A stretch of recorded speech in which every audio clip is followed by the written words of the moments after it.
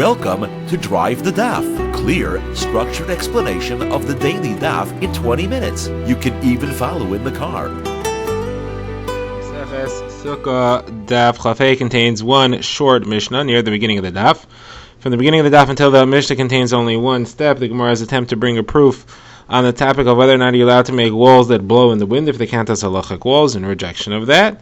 The Gemara has a Mishnah which lists three people or situations in which you're putter from Sukkah. You do not have the obligation to eat or sleep in the Sukkah. The Gemara will discuss at length the concept of somebody who is oisik b'mitzvah, pater min mitzvah. If you're doing one mitzvah, you're not obligated in a different mitzvah. The Gemara will show three circumstances in which you have that, as far as Sukkah, as far as somebody who's getting married, and as far as in Avel. The Gemara will give the sources for three of them. The Gemara will say there are other sources and explain why I need two. And the Gemara will get a little bit more into the halachos of this Patur. So first of all, the Gemara has been discussing a statement of Rav Acha bar Yaakov, who said that any wall that blows in the wind doesn't count as a wall in any of the halachos that you need a wall for. So the Gemara has brought a couple of proofs against him, and we're all rejected. And the last one is from a Brisa. It discusses somebody who finds himself away from home when Shabbos begins, and he has to set up where his location, where his dwelling place for Shabbos is, and then he can only walk 2,000 amos from there. Now, if he's out in an unfenced area, he only has 4 amos around him. Then he has 2,000 amos extending from those 4 amos that he's allowed to walk. Now, if he's in a fenced-in area, that entire fenced-in area counts as his 4 amos, and then he's allowed to walk extending from those fences 2,000 amos further than that. So this Mishnah brings 3 examples of such fences which are naturally made. The Mishnah points out, the Brisa that is, points out that those fences can only be up to a base sasayim, an area of land that's 5,000 square amos, because the fences were not made by him, the fences were naturally existing. The examples are if he's on top of a little hilltop, and the hill has walls, those walls count as fences, and therefore he has 2,000 amos starting from the edges of the hill. If he's in a trench or a pit of some sort, a depressed area of ground where he has walls around him. The third example is the one we'll focus on, is where he's in a field of cut grain, and the grain is piled up around him and it forms walls. So these things all count as walls, and therefore his 2,000 amos start from the walls, don't start from his specific 4 amos around him, they start from the walls, because he's considered to be within a walled-in area. So the Gemara's question is obvious. Those walls of grain blow away, they could blow in the wind. So the Gemara answers, we're referring to a case where he tied the grain to each other using vines, hutza v'dafna. Just like we've answered all the other questions up till here, he tied them together, and that's why they won't blow away in the wind. Okay, now we begin the Mishnah. The Mishnah has 3 cases, examples of situations or individuals that are not obligated in mitzvah of sukkah, and they are, number 1, somebody who's shluchei mitzvah, somebody who's involved in a mitzvah. If he's doing one mitzvah, he's not obligated in the mitzvah of sukkah. The next one is somebody who is sick, not feeling well, and those who are there to help him, to serve him. And the third one is somebody who's just eating arai, he's eating a snack or drinking something which is just a brief drink, it's not part of a set meal. These 3 are not obligated in a sukkah. So the Gemara focuses on the concept of a shluchei mitzvah, and the idea is somebody who's involved in a mitzvah is pater from a mitzvah. The Gemara wants to know why, and the Gemara brings a lengthy Gemara which was already discussed in Masechas Brachos. We see it here again, Brachos Daf Yud Aleph. The Gemara says that it's learned out of the Patur of saying Kriya Shema for a chassan, somebody who's getting married that day, does not have to say Kriya Shema. The Gemara quotes the Brisa at length.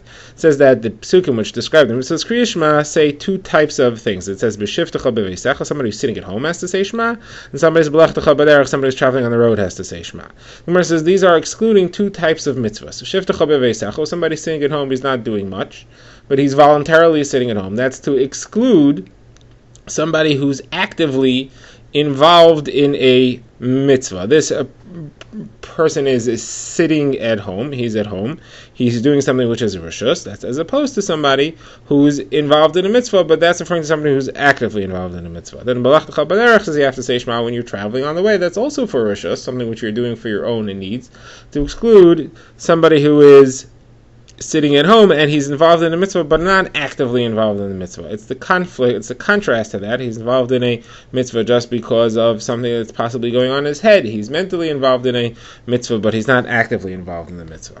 The Gemara says based on that we see that somebody who is marrying a b'sula, someone who it's her first marriage, does not have to say Shema that day. He's patur from saying Shema because he's involved in a mitzvah. That is, he's mentally occupied with what's coming up, the wedding and what comes afterwards, and therefore he doesn't have to say Shema because he's mentally occupied with the mitzvah. If somebody's marrying an almana, a woman who it's her second marriage, he does have to say Kriya Shema.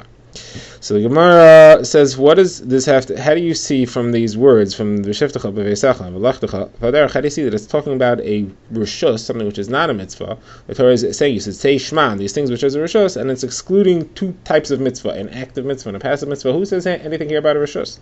Because it says V'lachtecha v'derech, traveling on the road. Traveling on the road is not a mitzvah, so the Torah is telling you when you're doing a non-mitzvah, you should say Shema, but if you're doing a mitzvah, then you don't have to say Shema. Versus who told you that traveling on the road is not a mitzvah? Maybe it's traveling on the road on the way to doing a mitzvah. Versus if that would be true, it should say v'leches, b'sheves uv'leches, sitting at home and traveling on the road. What's b'shivtecha? When you are doing your sitting, uv'lechtecha, and you are doing your traveling. That sounds like it's something that you're doing for yourself, not something for Hashem. So therefore, these two psukim are discussing somebody who's sitting at home as a rishus and somebody who's traveling as a rishus. And those are the situations in which you're chayiv and shema. Somebody who is traveling for a mitzvah or sitting at home for a mitzvah is not a chayiv and shema. So if that's the case, what's the difference whether he's marrying a girl who it's her first marriage or her second marriage?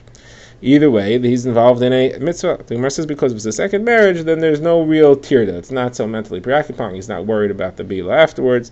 She's already experienced, and that's not so much of an issue. So the Gemara says, so you're telling me that the entire concern is the fact that he's mentally preoccupied, so then somebody could be mentally preoccupied with other things. Anybody who's mentally preoccupied should be patur from Shema. Let's say somebody has a ship, and the ship got lost at sea, so he's mourning the loss of all his merchandise and his ship and his property and his investments, so he's also not obligated in Shema? He says maybe. So he says no, because we have a halacha that the only person who's not obligated in mitzvah because his avelus is an avel, somebody who lost a close relative, who's not chayiv in tefillin the first day, but other than that, he's chayiv in all the mitzvahs. He's chayiv in Shema, he's chayiv in everything else. So he says because you need both factors. You need the fact that he's preoccupied mentally and he's preoccupied with a mitzvah. And avel is preoccupied, but what's keeping him from saying Shema is the fact that he's mentally in anguish. There's nothing to do with the fact that he has mitzvahs that he needs to do now. Okay, so now the Gemara says this is a good source for the halacha that somebody who's involved in a mitzvah doesn't have to do a mitzvah. Isaac b'mitzvah, patur min mitzvah. Problem is we have another source, and we want to know why we need both sources. That source is from the psukim that teach us about Pesach Sheni. What happened? A group of people were tamei. They came to Moshe Rabbeinu and they said, "Why can't we do Pesach carbon Pesach? We want to do it also." So the Gemara quotes a brisa which tries to figure out who these people were. Who are these tameim? So the Gemara brings one approach that these are the people who are carrying Yosef's coffin, carrying Arona Shel Yosef. Since they put it down, they did not have a chance to become tahar because they said, the Psukim quote, they said, "V'lo yachlu l'tahar," they couldn't be mitahar. That is the opinion of Rabbi Yisrael Glili. Rabbi Kiva says, no, these are referring to Mishal and Atzaf, and they were the two who took Nadav and Avihu out of the Kodesh Kodashim when they were killed because of the carbon that they brought that they weren't supposed to bring. So Gemara says that Rabbi Yitzchak has a kasha on both of them. He says they both had time to be metaher. Nadav and Avihu, they died on the second day of the month of Nisan. They could have been metaher by the time he got to Yudal of Nisan. And Yosef wasn't carried. They hadn't moved for the last 10 months. They could have easily been metaher. So therefore, Rabbi Yitzchak says no. It was just a group of people that were tummy. They had a mace. Somebody had died, and they buried him. It could be a mace mitzvah, it could be their own mishpacha, whatever it was.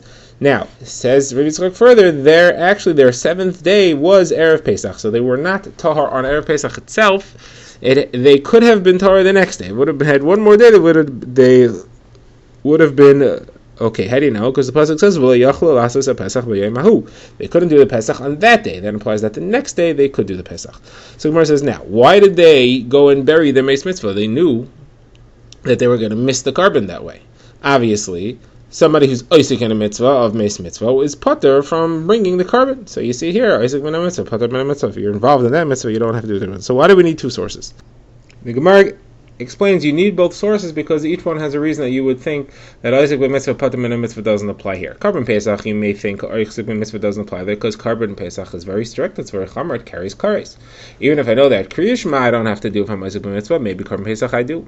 And if I would only have the source of carbon Pesach, I may think that there I don't have to bring the carbon because I'm involved in a mitzvah, because there at the time that they went to do the kavura, They weren't obligated to Korban Pesach yet. It was 7 days beforehand. The mitzvah wasn't even in front of them yet. They were going to miss it in the future. So there I could hear you would say that you should do the mitzvah that's in front of you now, not the mitzvah that's coming up that you're going to lose. But if the two mitzvahs, if you're in the middle of the mitzvah, there's another mitzvah right here in front of you, how do I know that you don't have to do that mitzvah because the mitzvah you're involved in, and therefore I need to have both sources? Okay, now the Gemara goes deeper into the halacha of the fact that an Avel does not have to put on tefillin. The Gemara quotes a statement of Abba Bar Zav, the name of Rav, that an Avel has to do all the mitzvahs in the Torah, like we said earlier, except for tefillin. Versus what's the source? Because tefillin are called a pe'er. And the Torah says in Sefer Yecheskel was told that he was going to lose a close relative, and he was not allowed to mourn. He was not allowed to keep the halachas of mourning. The Torah says, "Pe'ercha chavosh alacha." You should keep your pe'er on. It means you should keep your tefillin on. So he was being told you should keep your tefillin on. That shows that normally an Ava would take his tefillin off. He would not wear tefillin, but he was not allowed to do the regular mourning halachas, and therefore he had to keep his tefillin on. But that's a source that an Avel doesn't wear tefillin. Says the Gemara, this is only on the first day of Avelis, because it says that it's the bitterness only lasts for 1 day, and therefore he only is without tefillin for 1 day, a normal Avel, but after the first day you do have to put tefillin on. Now, more statements of Rav Abba Bar Zav, the name of Rav, about an Avel. He says it's chayiv in the mitzvah of Sukkah. Gemara says, of course, why would you think not? Gemara says, well, we know that a mitzvah, somebody who's in pain, is patur from Sukkah.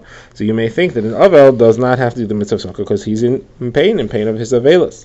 But it's not true. It doesn't apply, because the patur of Sukkah for a mitzvah is if the Sukkah is causing him pain. Something about the Sukkah is making him uncomfortable.